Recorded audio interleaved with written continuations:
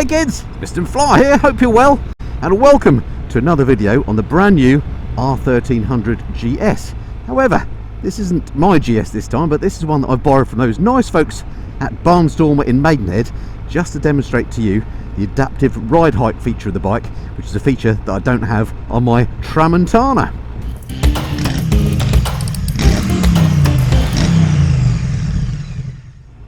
Right, so welcome back to the channel, folks.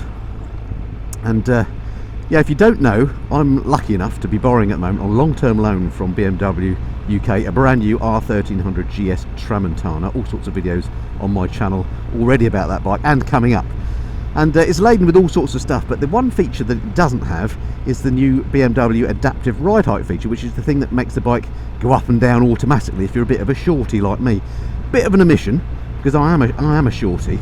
I'm 5'8" with a 32-inch leg, which people tell me is quite a long leg, I don't know, but I am sort of middle-sized, and I find the new GS quite tall, and I've got a low seat fitted on my Tramontana, and even with the low seat I'm still sort of on the balls stroke tippy toes, whereas on my old R1200GS I used to be, you know, completely flat-footed. So, and also the other thing I find with the new bike is it does go over a long way on the stand. It's a bit of a haul to get off, and to me it feels quite heavy compared to my 1200. So anything that can help with making the bike a bit lower is a good thing. So this is one of the sort of key features of the bike when the new machine came out. So I'm as keen as anyone else to find out how well it works. I've had a lot of people request that I have a go on a bike with this adaptive ride height. So here we go. I'm just coming up. I thought to start with we'll sort of ride in a bit of traffic like this and just see how she goes. So at the moment, look on the screen, it's got a little down arrow next to that picture of the bike. I don't know if you can see that through the camera, which means it's gone low, and my feet look flat on the deck. Absolutely brilliant. And this particular bike that I'm riding has the standard seat fitted, by the way. It's not even the low seat, which is a good thing, because although I like the low seat on the bike that I've got, it's nowhere near as comfortable as the standard seat.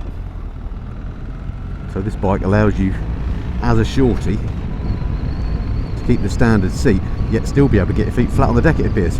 Right, here we go. Look, if I come close now, look, you see it's gone up into the up position. Absolutely imperceptible. It actually changes by 30 millimeters. It goes from 820 to 850 when it moves up and down, and I just didn't feel that happening. So when you're in town, okay, it's not particularly busy at the moment, but when you're in traffic, stop start stuff, you just don't notice it happening. Look, it's 26 miles an hour. It's still in the up position. Let's see when it goes down. 20 miles an hour, 19. Oh, lights have changed. There we go. It's going now. Look, at 16 miles an hour. It's gone blank. Now it's going down, and the lights are green, so I better hurry away again. Let's see when it goes up. 20 miles an hour. It's still in the low setting. Still in the low setting. I think it goes up around 31, something like that. I'll have a look in a minute when I get a chance to speed up a bit. But yeah, so if you're commuting to work, whatever, through traffic, doing a bit of filtering and all that kind of caper, absolutely flipping perfect. It's one of those features that BMW made great play of when they launched the new bike. Here we go, look, going to 31 now.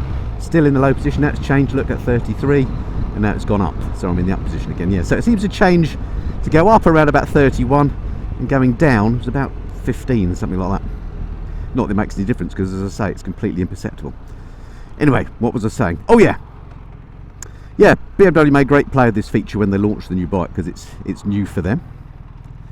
I'd previously only ever seen a system similar to this on the Harley Davidson Pan America, which was very impressive as well, actually, in terms of that feature. Other manufacturers have tried similar things, but they're not quite as good. So Ducati with a Multistrada, they have a system which does lower the suspension, but you have to actually press a button when you come to a halt for it to sort of wind the preload off and lower the bike for you, so that's a bit rubbish.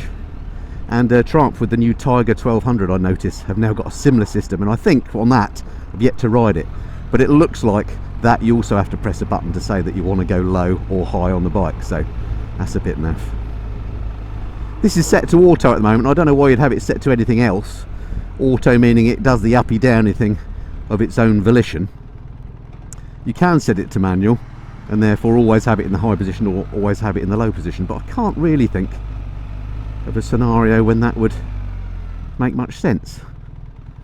You know, if you weren't a shorty, maybe you wouldn't specify the bike with it in the first place, and if you are, then you're going to want it to go low when you stop. So anyway, I'm just leaving it set in automatic, and so far I have to say it works really well. One of the downsides of the new system is that it's lovely down here. Look, this is Maidenhead Riverside. River is really high at the moment, but beautiful day to be out riding. Anyway, I digress. Yeah, one of the downsides of this is BMW made great play of it, rightly so, because it seems a good system based on this short ride. But it doesn't come as standard on the bike, so you have to specify it as an extra, and it's 458 quid, something like that, as an extra. And of course, if you're going to have it, you also want to have a centre stand fitted, which doesn't come as standard, because for reasons that I'll show you in a minute, the centre stand does some clever stuff with this height adjustment thing, which we'll look at in a second. And if you want the centre stand, that comes as part of a pack. I think it comes as the comfort pack, which is another 500-ish quid. So by the time you've got your bike with this auto ride height thing, you're looking at another grand really, so you've really got to want to have it. But that said, one of my complaints about the new GS is it's very expensive.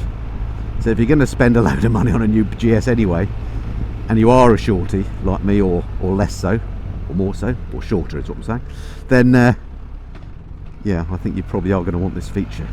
This van is really starting to annoy. Is it safe to overtake? Here we go. Of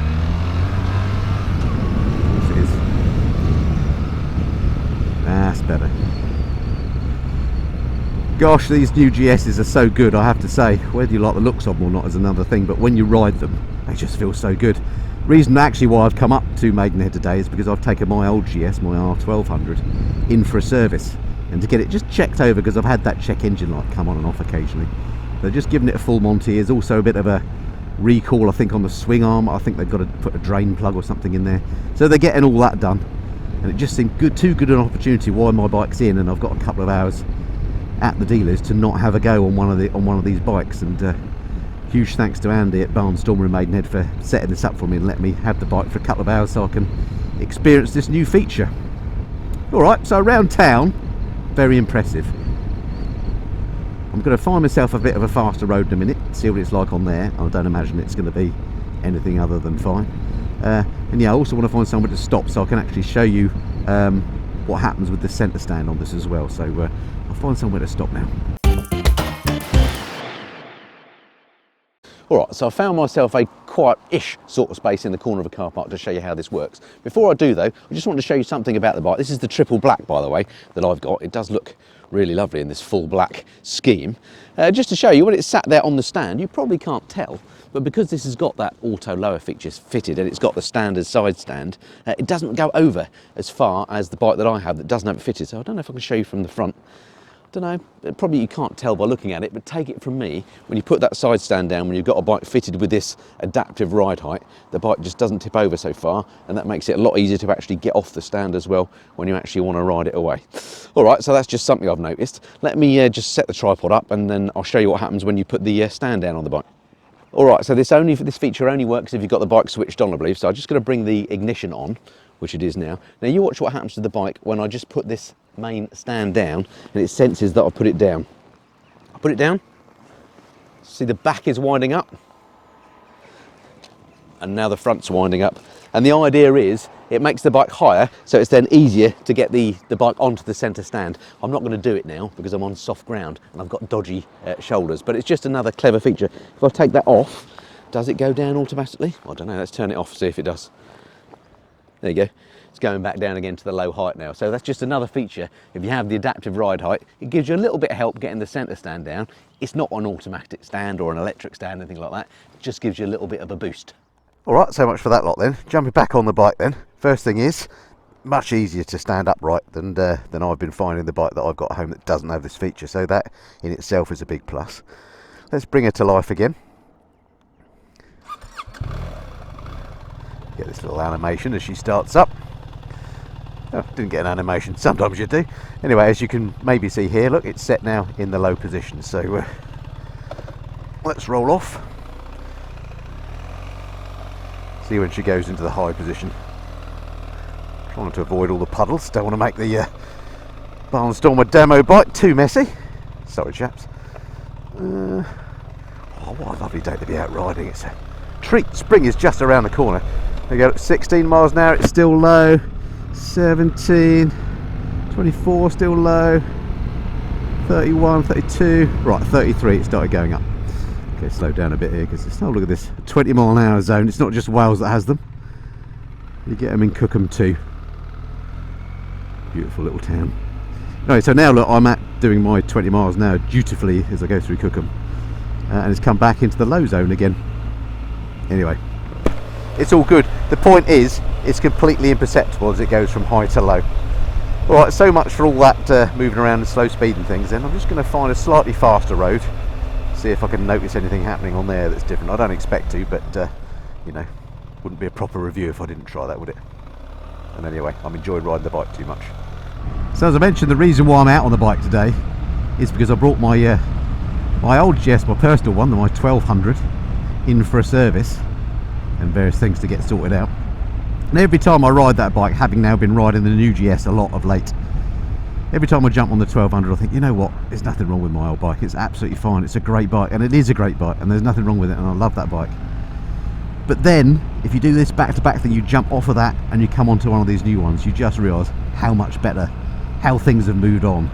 These bikes, these new GSs are absolutely brilliant, I have to say. Now my problem is, I find motorcycle purchases, I'm sure most hobbyist enthusiast motorcyclists do, you buy them with your heart, don't you? You buy them because you love the look of the thing primarily. And I still struggle with the looks of this. Now I don't know if over time I'll just get used to it. It's already growing on me, I have to say.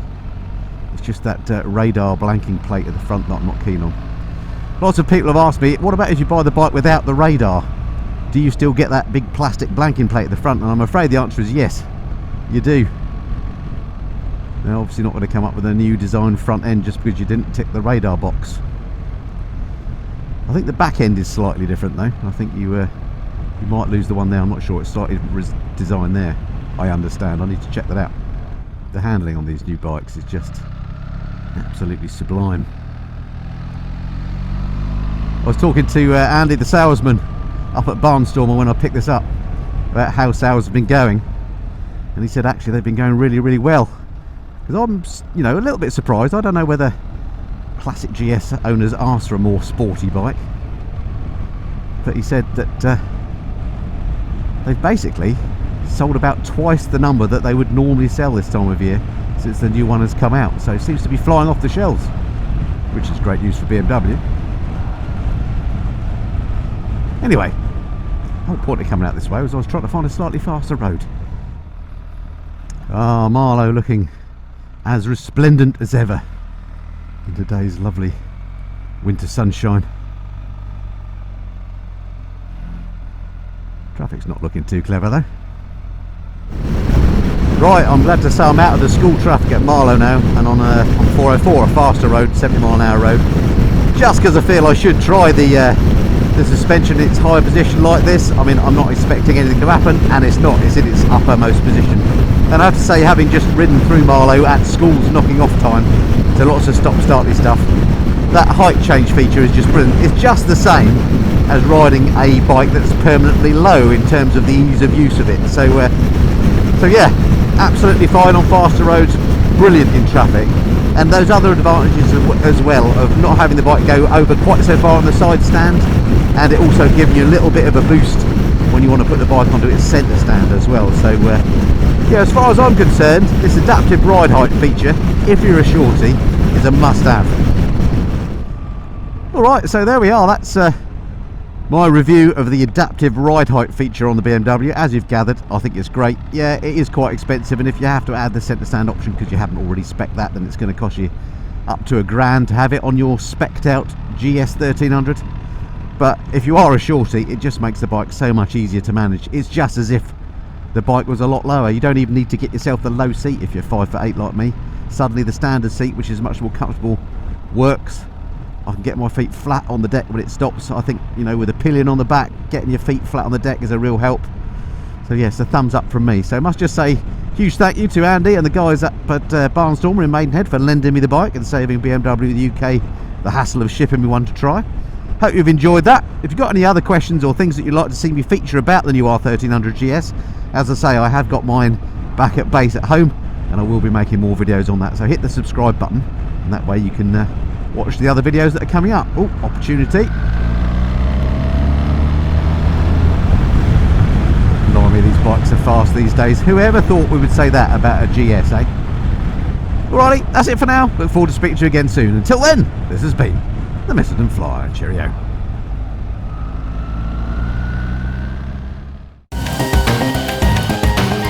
Hey kids, we're the Missenden Flyers.